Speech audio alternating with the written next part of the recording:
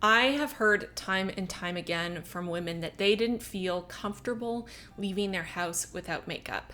And this always hits me right in the heart because I have been there.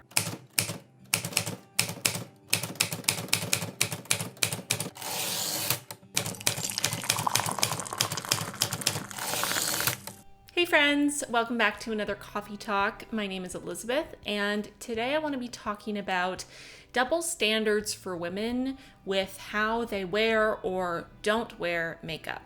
So what really made me think about this recently and made me want to explore it on my channel in a coffee talk video was all of this recent drama in the beauty community here on YouTube, specifically the Dramageddon 2.0 with Tati and James Charles. And someone made a post on a subreddit where they were asking about male beauty influencers and, why they seem to attract drama, and are they really good for the community? Are they good for men who wear makeup? And that was an interesting conversation that brought up some ideas around men in makeup versus women in makeup, and why it feels so revolutionary for men to wear makeup when women are simply expected to wear makeup. So that was an interesting conversation. And then about a week later, I believe, I saw a post asking about what kind of toxic behaviors or beliefs people in the subreddit had around makeup and wearing makeup. And that again brought up some really interesting ideas behind this feeling of obligation by women to wear makeup, and also the expectation for women to be pleasant, not only personality-wise, to be a pleasant woman is to be a good woman by societal expectations, but also pleasant to look at, to be beautiful. And the fact that that standard doesn't necessarily translate to men and people of other genders in the same way as it does for women. So couple those two posts, which really got me thinking, with the fact that in the past couple months I've started working from home and I've really cut back on the amount of makeup I wear, and most days I just don't put any makeup on at all. All of these things together have made me really look into myself and think more about makeup, about why I wear it and how I wear it, what do I wear it for, and where those expectations that I have around makeup and how I wear it and how other women wear it, where those expectations actually came from in the first place. So all of this to say, I have been really interested in this idea of the double standards for women on how we wear makeup or don't wear makeup, because there really are some pretty intense double standards going on there. So before I get into really any of my deeper thoughts on this, I do want to acknowledge that pretty privilege is a real thing. Being beautiful opens doors. Being attractive gives you more opportunities. People treat you better and with more respect. You're more likely to be hired. You're more likely to get promotions. It's simply a fact that you have more opportunities in life if you are perceived to be attractive. And this, of course, is going to have an effect on women and how we do or don't choose to wear makeup. So I do think it's important to keep that in mind and to look at this issue with compassion for the women who are, trying to succeed in a patriarchal society, and with the knowledge that we are more likely to get opportunities, we are more likely to have respect and to achieve success if we are perceived to be beautiful. So that is definitely something that's tied into all of this, and I wanted to make a point to talk about that. And it's definitely something that I have experienced in my own life. I don't have particularly high self-confidence, so I don't perceive myself to be a particularly attractive person. It's not that I think I'm unattractive. I think that I am, pretty in my own way, but I don't see myself as, stunning. I don't think people, stop on the street and would stare at me because I'm so beautiful. That's not really where I'm at with self-confidence or just, reality of what I look like, and that's fine. But because of that, because I'm just kind of a normal looking person, I definitely notice a difference when I go out and about with makeup and without. So the number of times that someone would hold open a door for me, or the success rate at interviews or auditions wearing makeup versus not wearing makeup. When I've presented myself in the best way possible, when I've done my hair and I've done my makeup and I'm wearing a flattering outfit, when I really play up my features and hide my flaws as society sees things like my natural texture to my skin or my acne or the fact that my eyes are slightly downturned on the outsides or discoloration on my skin or scars, whatever it is, when I hide those flaws and play up my attractive traits, I get treated better and I get more opportunities and I am more successful. So I see that in my own life. And I can't fault any woman for choosing to wear makeup because this is the state of the world we live in. But even with that, you decide to wear makeup when you're out and about. You try to present your best face to the world, which for women means wearing makeup. There's still such a fine line between too little makeup and too much makeup. And if you upset the balance on either end, and where that balance lies is different for every single person that you could possibly be interacting with and is so subjective, you can cause an upset, and this can cause people to treat you badly. So if you wear too little makeup, you could be considered unprofessional, you could be considered unclean or lazy or like you've given up or like you don't take whatever it is you're doing seriously, or even as a sign of disrespect to the people that you're meeting with. But on the other end, if you wear too much makeup or the wrong kind of makeup, you could be seen as vain or like you're trying to lie or trick the people that you're meeting with, especially in a dating type of situation. Or you're seen as self-centered, even as unintelligent. All of these connotations are tied up with whatever that other individual who's perceiving you and judging you considers to be too much or the wrong kind of makeup. And this can obviously be taken a step further, not just in a dating situation or a friend situation or a professional situation. There are times when people have been sexually assaulted or harassed because of the kind of makeup they're wearing, because of the type of message that makeup translated to the people who decided to use that as justification to harass or assault that woman. I have heard time and time again from women that they didn't feel comfortable leaving their house without makeup.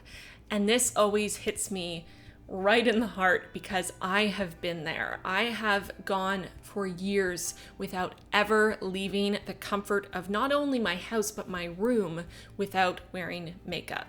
And it depends on the time in my life. Sometimes that was more makeup, sometimes it was less makeup that I felt I needed to wear as a mask or as a shield to the world. But I've had that struggle where I just needed to run to the grocery store. It was gonna take me 15 minutes. I'm just gonna come right back home and be home for the rest of the night. And I would spend half an hour putting on my no makeup face so that I could feel comfortable showing my face to strangers on the street. And that is such an upsetting state of affairs. And you can't find the reason for that in just one place. I think there are so many factors that play into this feeling women have of being unable to show their bare face, of feeling like that's too vulnerable or that they'll be judged for having a face that looks like a face without makeup and maybe without plastic surgery or fillers or a filter or Facetune. Some of that, of course, comes from self-esteem. But I think the fact that women have so many hang-ups about their faces specifically and that it has such an impact on their self-esteem really comes from society and how it portrays women. How many times have we seen an ad where a woman is supposed to be makeup free and she's clearly wearing fake lashes, she's had microblading done, she clearly has some kind of fillers going on, she's had expensive spa treatments, and she's also actually wearing foundation and concealer and blush and highlight and all of these things.